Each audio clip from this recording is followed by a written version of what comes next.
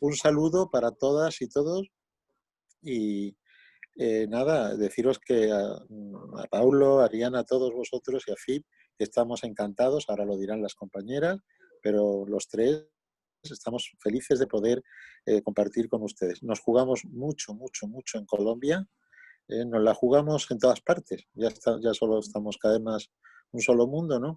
Pero Colombia tiene que salir bien, tiene que salir bien.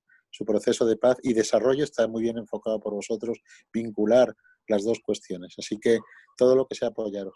Eh, Fue un gusto tener a Sebastián entre nosotros. Nuestro instituto es joven, pero viene de trayectorias muy, muy, muy antiguas. Se unió mucha gente de la Universidad Autónoma con toda la Fundación Cultura de Paz, que preside don Federico Mayor Zaragoza y que la directora es Manuela Mesa. Y ahí hemos juntado fuerzas, gente de la sociedad civil, de la universidad, a su disposición, a su servicio.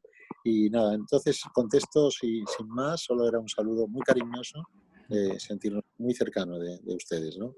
Bueno, efectivamente nos hemos dividido, como decía Sebastián, un poco así los papeles, yo más claves y Manuela conoce mucho mejor lo que es el aspecto concreto de los procesos de paz, etcétera. Por mi parte, ¿qué he preparado? Aquí tengo un pequeño guioncillo para responder a estas preguntas que habíamos visto.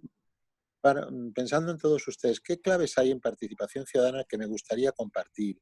Poner, completando un poco la intervención de Carlos Pérez y el resumen tan magnífico que nos acabáis de hacer, ¿no? Con Ariana. Bueno, yo el otro día, comentando con Sebastián, Manuela y Elena, les decía que, bueno, voy a exponer una experiencia, me voy a basar en mi respuesta en lo que a mí me ha transformado a mejor. Me he dedicado efectivamente mucho a la participación, al diálogo, pero yo he cambiado a mejor. ¿Por qué? Porque hace 10 años estoy viviendo una experiencia intensísima. De hecho, dentro de media hora es la conexión de 36 lugares de España, donde venimos trabajando en barrios difíciles desde hace 10 años. 10 años. Es decir, llevamos un proceso sostenido, mantenido, municipal, territorial, como muy bien habéis planteado en vuestros previos, y ahí estamos trabajando. Entonces, para colmo, pues esa gran experiencia de trabajo se llama proyecto de intervención comunitaria intercultural, porque son lugares de alta diversidad, o como llama Vertovec, de superdiversity. Son lugares de muchísima población inmigrante, de pueblo gitano, etcétera. Y ahí estamos trabajando. Y son muchos años y estamos pues unas cerca de 200 personas contratadas. Es un macro proyecto, ¿eh? Posiblemente es el mayor proyecto social que ahora mismo hay en España, y en interculturalidad no creo que haya otro tan grande en Europa. Lo está financiando la obra social La Caixa, que es la fundación social de mayor volumen de inversión social en Europa, en fin. Entonces ahí hay una experiencia muy singular que voy a resumir, que les puede servir, o por lo menos quiero comentar con ustedes. Le decía que para colmo hemos tenido como asesor precisamente de participación ni más ni menos que a Marco Marchioni, gran amigo, gran maestro, recientemente fallecido, y que nos ha ayudado mucho. ¿Qué es lo que he aprendido? ¿Qué es lo que quiero compartir con ustedes? Lo primero son dos cosas. La primera es la enorme necesidad de disponer de una buena teoría de la participación. Cuando digo teoría de la participación, no me refiero a una tesis doctoral o a 8 volúmenes complejos sobre el tema. Me estoy refiriendo a tener claro de qué hablamos. Ahí hay 3 elementos importantes.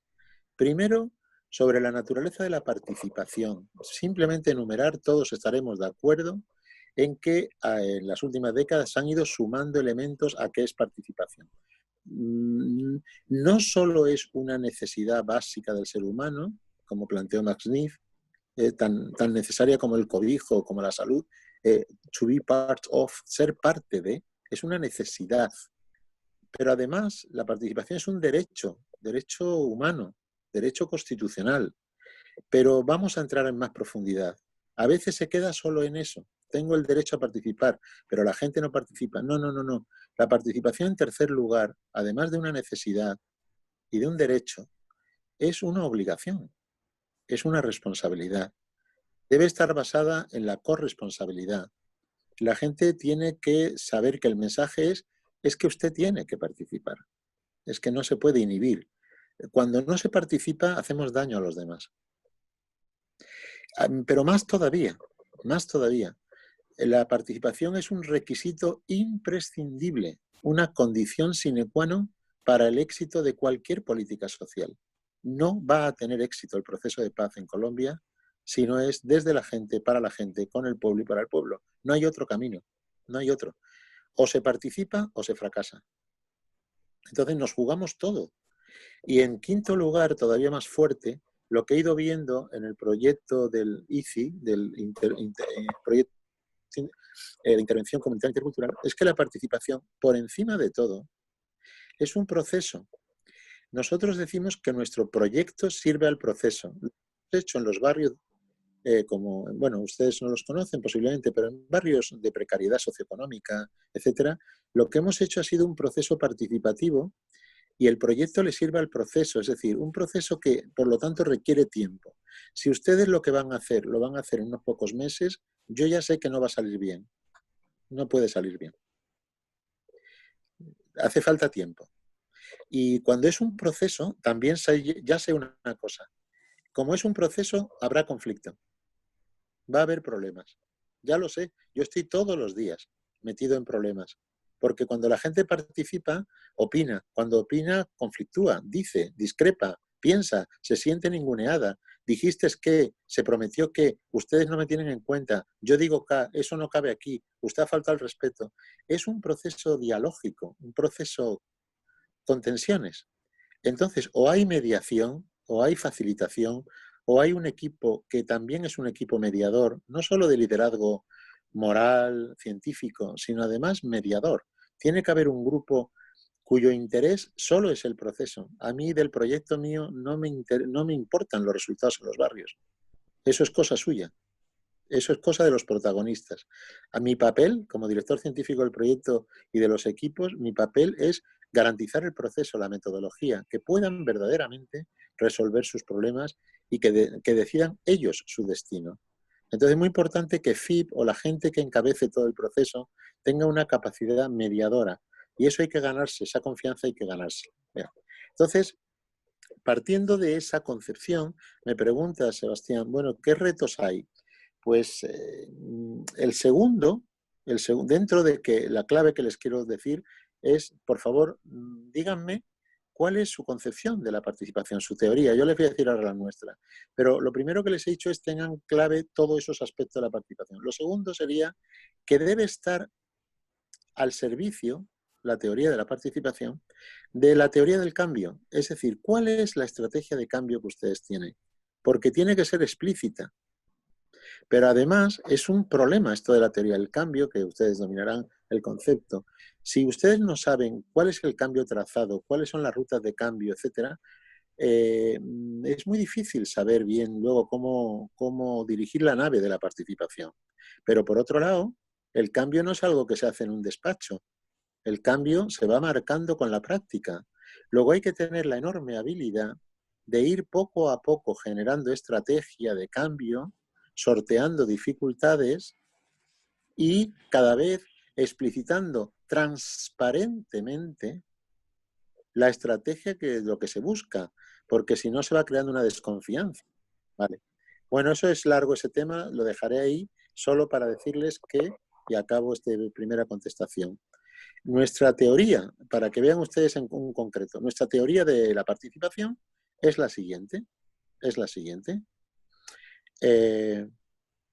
Hay que identificar círculos diferentes de compromiso. Y nosotros tenemos lo que ya denominamos la teoría de los 3 círculos. El primer círculo somos los implicados. Ni siquiera somos, yo no estoy en ningún círculo implicado. En cada barrio hay 10, 12, 14 personas que le llamamos núcleo, que lo llevan todo. Tanto es así que yo ya no he vuelto a pronunciar una frase típica en participación, que creo que es muy nociva, que es, entre todas y todos vamos a hacer todo. Yo le llamo ya todismo.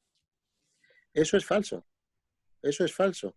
Entre todas y todos no se hace todo. Es que no es verdad. Es que no es verdad. Creas una expectativa a la gente que no es cierto. Es decir, casi siempre todo se hace porque ha habido un grupo liderando, muy importante. No me refiero al viejo liderazgo, aquellos horrorosos del centralismo democrático y aquella cosa de la vanguardia del pueblo, en fin. Espero que todo eso yo ya lo superé. No, me refiero a un grupo en FIP, en la gente tal, que tenga muy claro todo el proceso. Tiene que ser poca gente que esté muy implicada y que conozca el proceso, que conozca la clave. El segundo círculo le llamamos colaboradores. Son personas que pueden echar una mano, porque son muy buenos en informática, porque son muy buenos convocando, porque saben hacer una síntesis, porque son líderes comunitarios estupendos. Cada uno lo que puede, pero es parcial. Y está muy bien que sea parcial.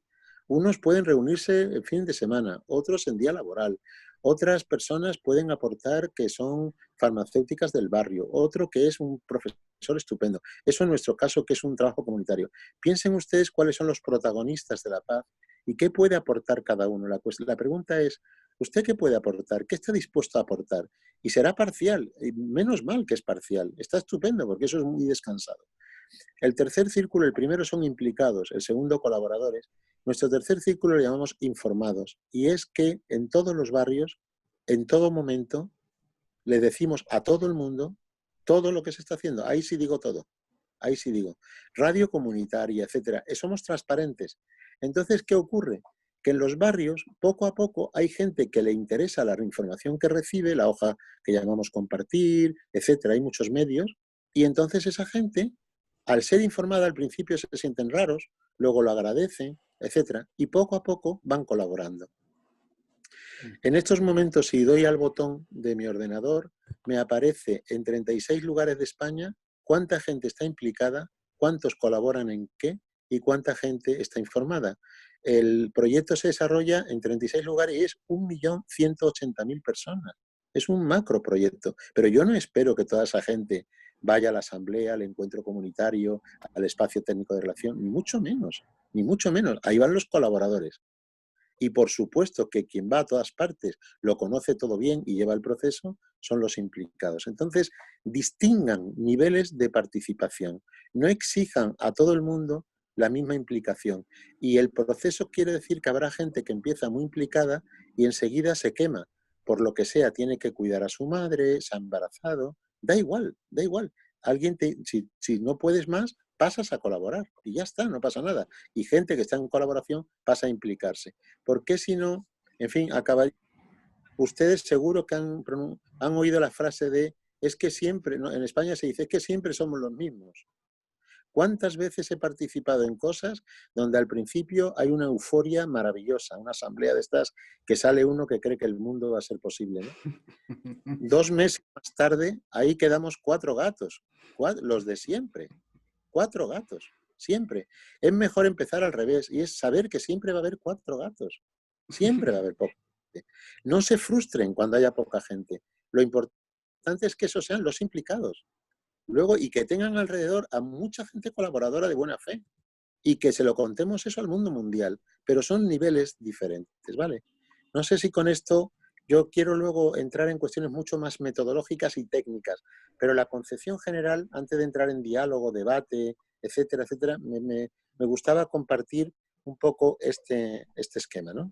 Sí, Carlos, yo creo que ha sido fenomenal, porque aparte de eso también han podido conocer el proyecto, ¿no? Que a mí se me olvidó ese pequeñísimo detalle de que Nada, nada, nada. diriges uno de los proyectos, yo creo que más importantes, te diría, no solo de España ni de Europa, sino del mundo, en temas de mediación y de trabajos de construcción de paz, ¿no? Desde la interculturalidad y desde los barrios, ¿no? Pues, que son sitios claves para el trabajo. Yo creo que con eso has terminado respondiendo esta pregunta, pero también nos has mostrado cuáles son las fallas de la participación y por qué a veces fallan los procesos. Ahora me gustaría, si ya pasásemos a esa parte más metodológica, ¿no? Y es desde la experiencia del Instituto Demos Paz y desde tu experiencia como director pues de este proceso tan importante, ¿cuáles crees que son las principales recomendaciones que uno debe tener en cuenta, ¿no? Como que debe meter en una caja de herramientas para poder construir unos procesos participativos que realmente sean eficaces, pero que también tengan una incidencia dentro de las agendas políticas, ¿no? Políticas me Perfecto. refiero a muchos niveles, ¿no? Desde el nivel de la alcaldía, que se llama acá, que es ayuntamiento allá, pero también desde Sí, los niveles de incidencia política territorial, ¿no? sí. ¿Qué le tendríamos que meter, ¿no? A ese equipaje, a esa maleta? para poder Muy bien. hacer una participación efectiva. Perfecto. Pues enumeremos, ¿verdad? Enumeremos. Hay muchas cosas, pero a ver, compartamos. En el diseño que ustedes hagan, que están haciendo del diseño participativo, eh, cuando diseñen, hay algunos conceptos de la antropología, de la participación, del desarrollo, que creo que les vienen bien, ¿no? Por un lado, que el diseño que hagan sea compatible socioculturalmente con los territorios. No caigan en lo que se denomina la sobreinnovación, no vayan más allá de lo que se puede. A veces se formula la participación de una manera no utópica, que es una maravilla, sino quimérica. Y también eviten lo que llamamos el infradiseño social, es decir, inviertan en participación. La participación requiere lugares, requiere recursos, requiere gente, requiere liberados. Inviertan, no hagan una cosa quimérica. A mí me gusta mucho el concepto de utopía, pero no el de quimera, ¿no? Incluyan a todos los protagonistas. Esto es fácil decirlo, pero es muy difícil hacerlo. Por ejemplo, nosotros en los barrios hemos tenido que corregir, hemos cometido muchos defectos. Como el proyecto es muy progresista, nos habíamos olvidado de algunos empresarios. Nos habíamos olvidado de los vecinos que son conservadores, de derechas. Ahora no es que los tengamos dentro, es que incluso algunos con posiciones duras sí vienen a los encuentros. Mimen a aquellos que piensan diferente para que haya diálogo. Verdaderamente, cuando alguien, yo sobre todo mimo a aquellos con los que no estoy de acuerdo. En los barrios hay gente que es insufrible, egoístas, solo piensan en su barrio, son muy corporativistas. A esos hay que tenderles la mano y abrirles el proceso participativo. Porque si no, el proceso participativo es el de la gente consciente, el de la gente buena, el de la gente que ya lo sabe todo, y bueno, luego nos quejamos de que los demás no participan. Pero es que le has dado un diseño en el que no cabe el otro. No cabe el conservador, el retardatario, el que no lo ve, el que piensa que el proceso de paz está trufado. Ese también, ese adentro. Así que hay que incorporar a todos los protagonistas. Y luego ya, la clave, lo ha dicho vuestra compañera, es generar espacios. Es decir, ¿qué espacios van ustedes a generar? Me ha alegrado mucho escuchar ese concepto que tanto estamos utilizando nosotros de Jean-Paul Lederach. Nos hemos dado cuenta que la participación exige generar espacios, relaciones y diálogos improbables. En participación muchas veces lo que ocurre es que los que hablan son los que ya comparten todo. Comparten que la paz es lo mejor del mundo, comparten que fulanito es el mal político, que el otro es el bueno, comparten, ya está. Nos juntamos, hablamos, participamos y estupendo. A ver si algún día logramos cambiar el mundo. Claro, es que no es un espacio improbable. Lo que es improbable es que se junten en una mesa tranquila. Nosotros, por ejemplo, me preguntaba Sebastián, mira, nuestros encuentros tienen 3 protagonistas y siempre participan los responsables políticos, el alcalde a la cabeza o la alcaldesa, los concejales, los responsables de las administraciones regionales, esos tienen su parte y se encuentran con los profesionales que trabajan en el territorio, trabajadoras sociales, educadores, mediadores, sanitarios, educadores, todos estos van también al encuentro y se encuentran con la ciudadanía.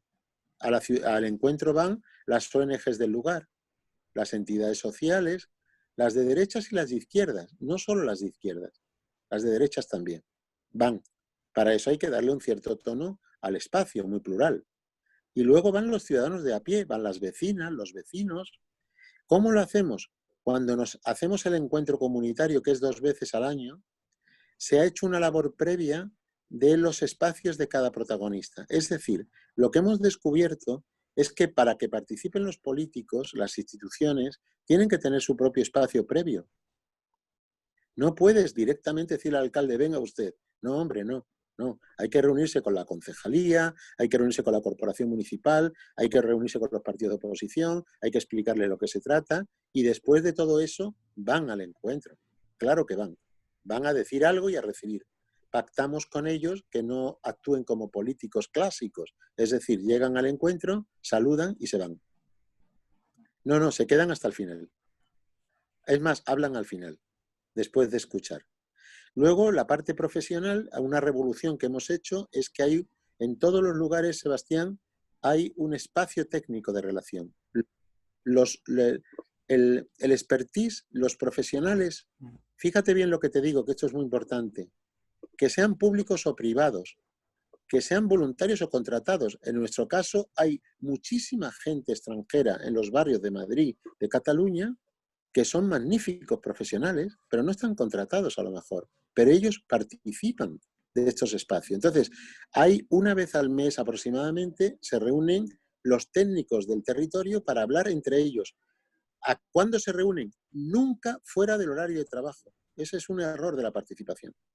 Pedirle a un técnico que se reúna los sábados a las 12 en la Plaza del Pueblo, porque claro, es tan bueno y está tan concienciado que va a venir. Sí, sí, irá tu amigo, sí. Los otros 19 profesionales no van. ¿Por qué? Porque están con su mujer y sus hijos, o con su marido y su abuelo. Hay que hacer las reuniones técnicas en la hora técnica. Hay que hacer las reuniones políticas, por supuesto, en la alcaldía. La ciudadanía, claro que se reúne en fin de semana. A veces los mediadores dicen, es que claro, llevo toda la semana trabajando y ahora me tengo que ver con la asamblea del barrio en sábado. Pues, ¿y qué quieres? ¿Y qué quieres?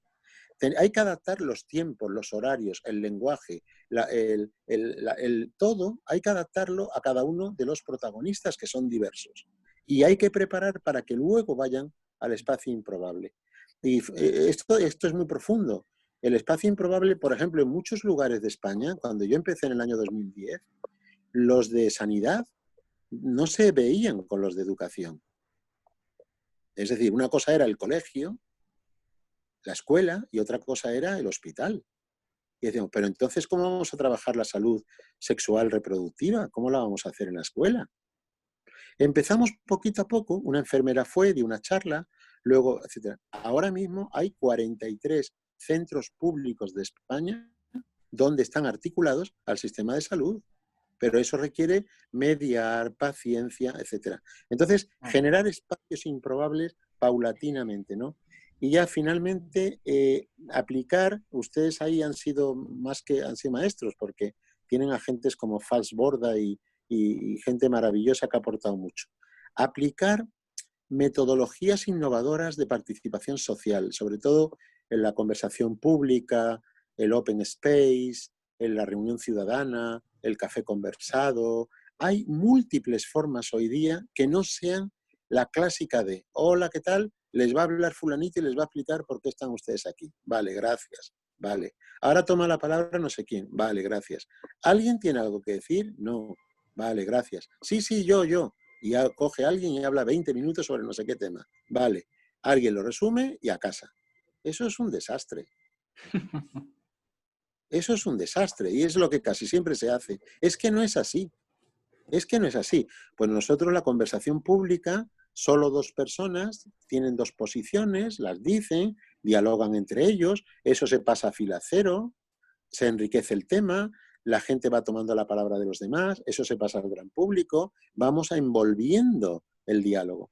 Y finalmente, el gran cambio que ha habido hoy día en el mundo, les animo mucho, mucho a ver las teorizaciones que hoy hay y metodologías de la enorme diferencia entre debate y diálogo. Debate es una maravilla. Sin debate no hay democracia, no hay participación. El debate que se suele ver en España y mucho de eso es un debate generalmente sucio, le llamo yo. El que hay en televisión suele ser sucio.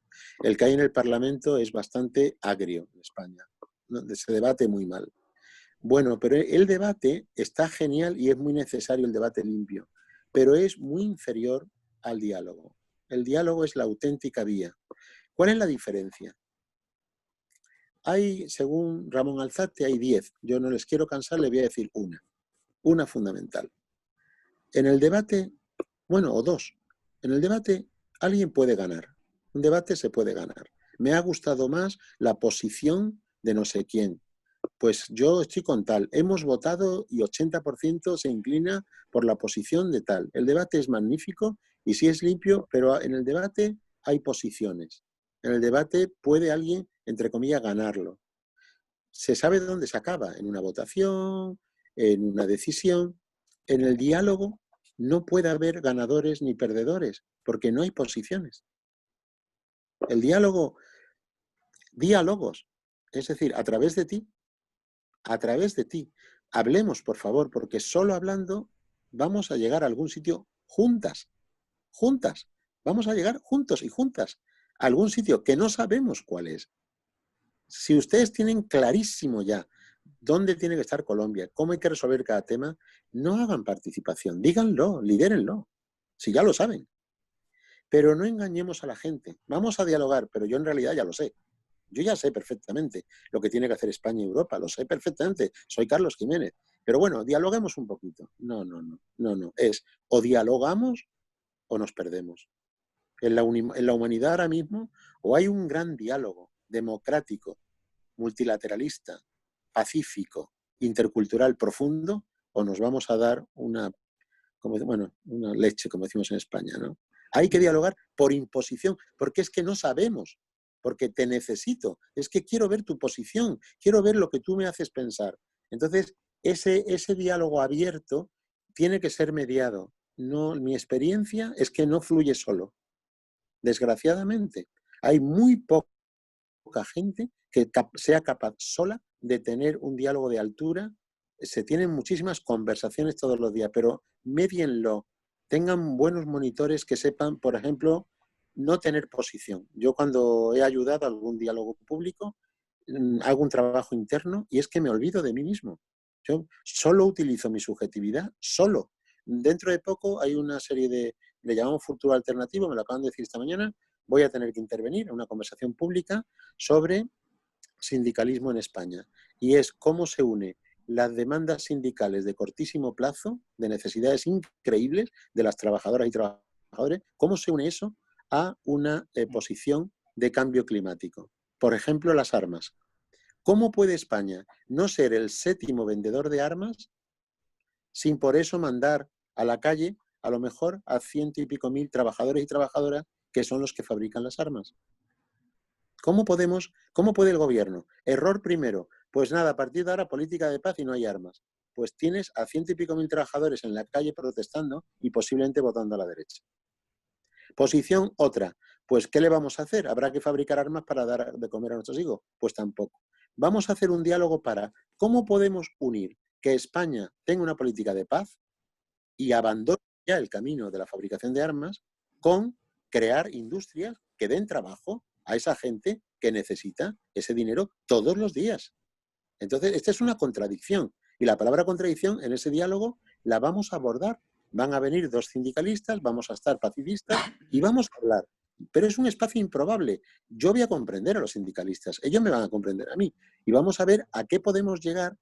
Les pongo como ejemplo de la necesidad de facilitar. Entonces, quien lleve ese encuentro, sí que me va a tocar a mí, yo ese día me olvidaré de si soy pacifista o si me gustan los sindicatos. Lo único que haré será metodológicamente garantizar que la gente sea libre para poder escucharse y para poder converger. ¿Me entiendes? Claro. Esa es un poco alguna clave. Sería eso, apostar por el diálogo real, que va más allá del mero debate.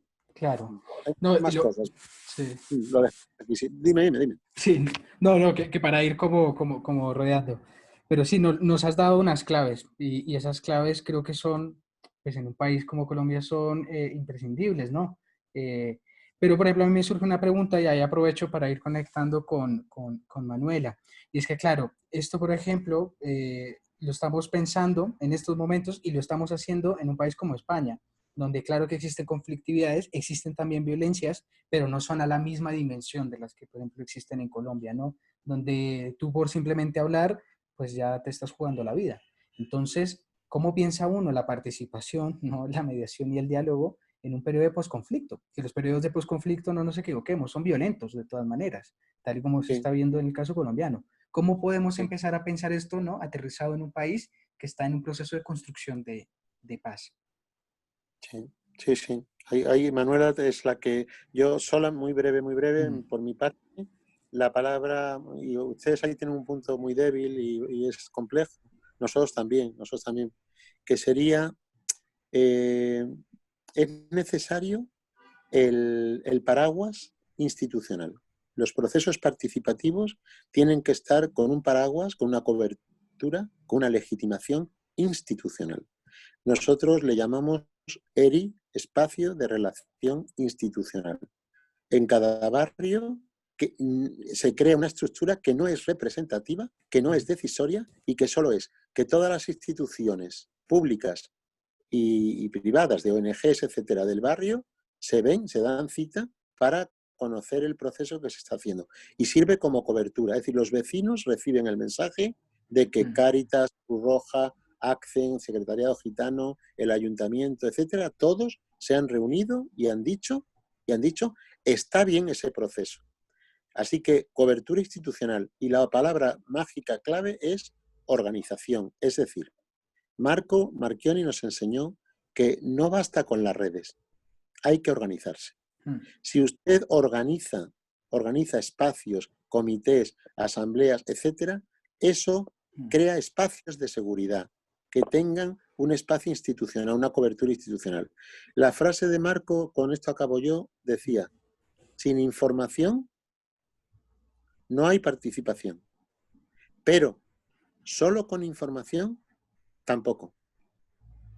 Y él se preguntaba, ¿y qué hace falta entonces para participar? Y decía dos cosas: organización, organización, organización. Siempre añadía que no es solo trabajo en red. Cuidado hoy con la mitificación para la participación de la red.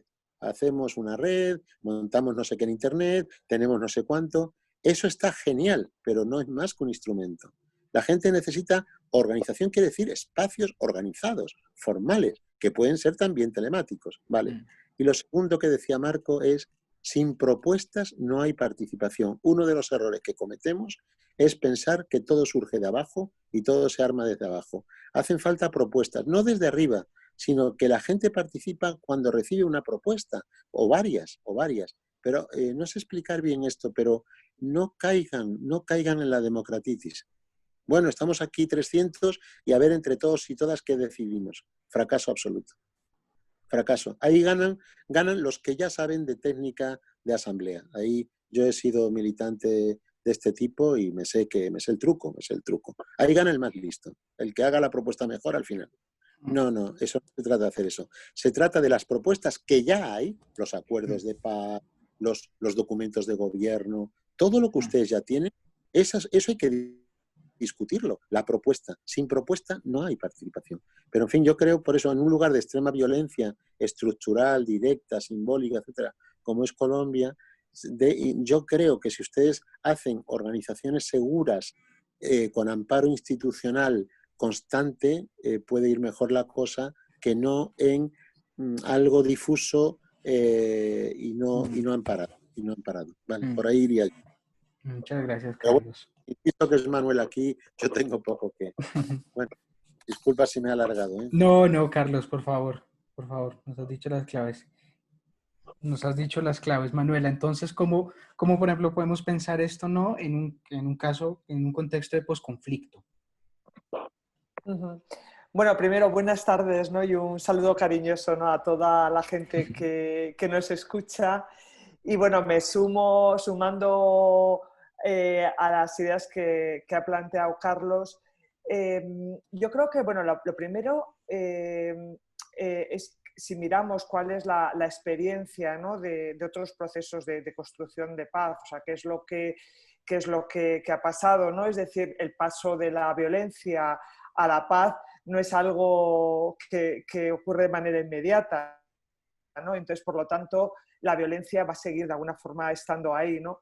Claro, la pregunta sería ¿cuánto nivel de violencia es aceptable? Porque, es decir, ¿cuánto nivel de violencia está la sociedad dispuesta a aceptar en un proceso distinto, ¿no? Y yo creo que para eso, es decir, si miramos qué es lo que ha sucedido en otros procesos de construcción de paz, tal vez la primera cuestión es aceptar que los acuerdos no tienen vuelta atrás, es decir, que no va a haber una vuelta atrás, porque la sociedad civil no está dispuesta a volver a la situación de antes, ¿no? Incluso asumiendo que no es como se había pensado y cómo se había imaginado, ¿no? Yo creo que esa idea ha sido muy importante, pues, en procesos como Irlanda, como en Sudáfrica, incluso en el propio País Vasco, ¿no? Que es el conflicto en el que yo he estado más vinculada, más directamente, ¿no?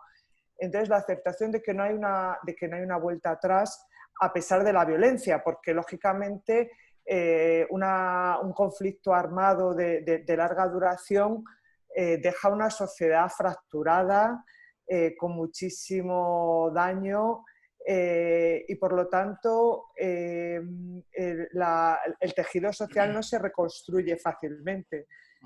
Y eso, claro, hace que haya siempre actores que quieran dinamitar el proceso, ¿no? Entonces, es cierto que al final tiene que haber un suelo mínimo, o sea, un mínimo, digamos, para poder funcionar y para garantizar que eso va adelante, pero es decir, la violencia puede seguir siendo utilizada por algunos de los actores que la provocaron, ¿no? Yo, vamos, en el caso de Colombia siempre me hacía la pregunta que en un país con tantas capacidades para la paz, cuando uno mira las cantidad de iniciativas de paz que se llevan desde distintos territorios, desde distintas instancias. Colombia es un laboratorio de paz y un laboratorio de guerra y de violencia. O sea, es las dos cosas al mismo tiempo, ¿no? Pero ¿quién gana con la violencia en Colombia? O sea, sería un poco la pregunta. ¿Quién gana con la violencia para que se siga de alguna forma perpetuando de alguna manera, ¿no? Y en eso, cuando miramos a otros conflictos, porque en realidad cuando otros conflictos armados, es decir, cada conflicto es diferente y no hay recetas que sirvan de un contexto a otro, porque las realidades son distintas, pero sí que hay aspectos comunes que se comparten, ¿no? en todos los procesos, ¿no? Y desde luego hay una evidencia, y es que en los procesos de paz en los que ha habido una participación de la sociedad civil muy importante, esos procesos han tenido mucha legitimidad, esa palabra que ha comentado también antes Carlos, legitimidad en términos de que es algo que es asumido por la sociedad, y por lo tanto, digamos, hay una voluntad de trabajar para que esto sea posible, ¿no? Claro, dicho eso, es decir, muchas veces parece que una vez que se ha llegado a los acuerdos de paz, ha terminado el proceso, y es todo lo contrario. Una vez que ha terminado el proceso de paz, empieza realmente la dificultad, y es mucho más difícil construir la paz que poner fin a la guerra. Y eso es algo que muchas veces se olvida por parte de la comunidad internacional, que tiende a pensar que una vez que se han firmado los acuerdos, bueno, puede mirar hacia otro lado, y no es así. Es decir, es un proceso muy frágil que tiene que estar muy acompañado, y en el que precisamente las organizaciones de la sociedad civil son las que pueden hacer que cuando el proceso flaquea, se debilita, apostar por él. Y es sobre todo en el nivel local, en los territorios donde de abajo arriba, ¿no? Como se dice, es donde se pueden ir construyendo pequeñas iniciativas que suman, ¿no? Que lo que, por ejemplo, en el País Vasco se llamaba los microacuerdos. Es decir, dado que es un proceso enormemente complejo y en el que lleno de dificultades en sociedades que tienen que establecer, de alguna forma, construir los lazos rotos, ¿no? Para poder trabajar, para poder participar, para poder implicarse. Y por lo tanto los pequeños acuerdos suman, van construyendo, ¿no? Y visibilizarlos, es decir, porque si no, muchas veces parece una tarea tan ingente que es muy desmotivadora, ¿no? Y da la impresión de que, bueno, no se puede hacer nada, ¿no? Yo creo que las organizaciones de la sociedad civil pueden hacer mucho, ¿no? En transitar de la desconfianza a generar confianza a través de esas pequeñas iniciativas que son una gota en el océano, pero que suman, que van construyendo, ¿no? Y por eso, bueno, pues la violencia estará ahí, pero al mismo tiempo habrá también que visibilizar esas iniciativas que funcionan, que sirven en lo pequeño y que de alguna manera pues muestran cuál es el camino, ¿no? que se puede seguir, ¿no? Y una cosa, vamos fatal de tiempo, que es una lástima porque tenemos tan poquito tiempo, pero bueno, esta pregunta para mí es clave hacértela y yo creo que aprovecharé, Pablo, también para lanzar una primera pregunta que ya se puso en los participantes, ¿no? Para poder ir avanzando y pues ir como cerrando esta parte, ¿no? Y es, ¿qué recomendaciones crees, Manuela, que deberíamos tener en cuenta específicamente para el proceso colombiano, ¿no? En el ámbito de la participación? Carlos ya nos ha dado unas luces, ya nos ha mostrado ahorita cómo la participación de todas maneras está en riesgo, ¿no? En los periodos de posconflicto por los distintos niveles de violencia, pero ahora queremos pasar un poco, ¿no? Como a la práctica, ¿no? Y decir efectivamente cómo podemos, en un caso como Colombia, con lo que has conocido tú de Colombia, poder fortalecer esa participación y dar ese tránsito efectivo, ¿no? De un estado de violencia a un estado de guerra. Y por otro lado, Juan Carlos nos preguntaba cuál es el impacto que se ha generado, que está generando el COVID-19 en los espacios de participación y qué estrategias aparte de emplear nuevas tecnologías existen. Porque claro, en un país como Colombia, donde la conectividad es tan difícil, pues es que empezar a decir que toda la participación sea online, ahí sí es una quimera, ¿no? Como decía Carlos, es imposible. Entonces, ¿qué estrategias podríamos tener? Bueno, yo creo que la pandemia, desde luego, golpea muy duro y como todas las situaciones, puede ser un espacio de oportunidad al mismo tiempo que puede ser una amenaza, ¿no? En lo que significa pues, el deterioro de las condiciones de vida de la gente, ¿no?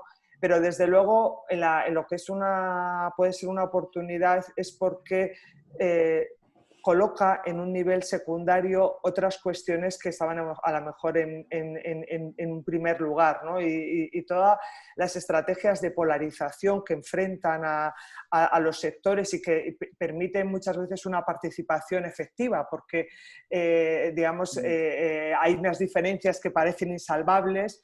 En una situación como la pandemia facilita, ¿no? ese acercamiento porque hay otras cuestiones vitales que están delante, ¿no? Y no sé, por ejemplo, en el caso de nuestro país, en España, que hemos vivido una polarización inmensa, ¿no? y ha sido utilizada por la ultraderecha para intentar erosionar y derribar el gobierno, desde luego lo que ha sido muy, muy importante es también, digamos, las iniciativas de la sociedad civil para responder a las necesidades que se han planteado y que eran necesidades que era muy difícil de resolver por la parte institucional de las autoridades regionales o gubernamentales, ¿no? Entonces, bueno, digamos, a lo mejor en una situación como Colombia, bueno, pues puede que se abran espacios de colaboración, por ejemplo, de poner junto a sectores que es muy difícil que lo hagan en relación con lo que ha sido el conflicto armado y con todo el sufrimiento generado, pues puedo que en esta situación abra un espacio de confluencia distinto y que pueda ser aprovechado para hacer un camino juntos que sería impensable en otras circunstancias, ¿no? Me atrevo a decir eso, es decir, puede que no, es decir, que puede que agudice aún más la polarización. Por eso yo creo que, digamos, que las personas que promueven el liderazgo y que promueven procesos de participación, es muy importante, digamos, asumir que, bueno, o sea, no tener un planteamiento maximizador de que todo, pues no, la realidad es bastante imperfecta, pero en muchos casos pequeños gestos son importantes y hay que visibilizarlos y ponerlos en valor porque se pueden convertir en un cambio de tendencia, en un cambio de dinámica, ¿no? Y eso, de alguna forma, eso es importante, ¿no? Después, yo creo que construir consensos básicos es algo parece como muy simple, pero no lo es. Pero es decir, ¿cuál es el mínimo en el que nos podemos poner de acuerdo? Y si el mínimo es, por ejemplo, que el proceso no tiene vuelta atrás, no tiene vuelta atrás, es decir, que es imperfecto, que no está modificando las causas estructurales de la violencia, pero que con todo preferimos transitar a una situación diferente que volver al uso de las armas. Creo que eso es un consenso que ayuda a construir sobre una base muy pequeña. Es decir, pero bueno, pues, podemos ponernos de acuerdo en que en nuestro municipio va a haber un espacio de encuentro entre los distintos actores.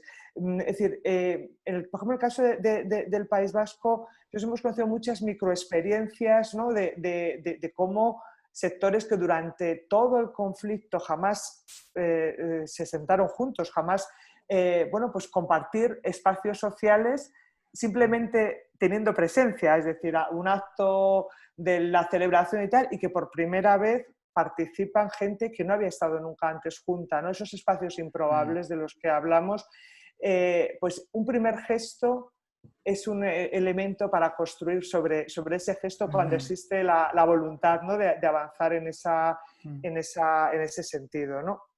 Claro, o sea, el diálogo no solamente, ¿no?, en el proceso de firmar el acuerdo, sino de construirlo y hacerlo realidad, ¿no? Si no hay esos diálogos improbables en los procesos de construcción de paz, pues es que naufragamos, ¿no?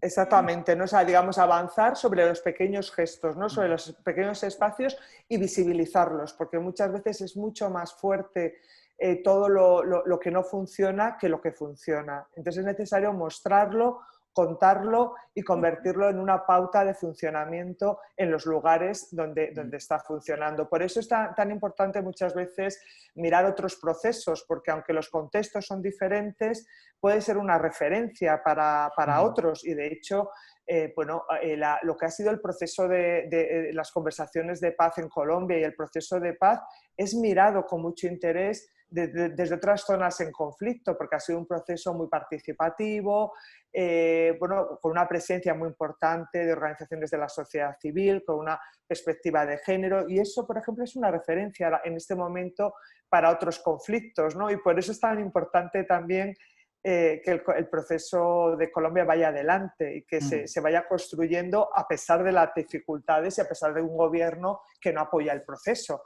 Pero bueno, es decir, desde los territorios hay mucho trabajo que puede ser muy valioso y que se puede mostrar.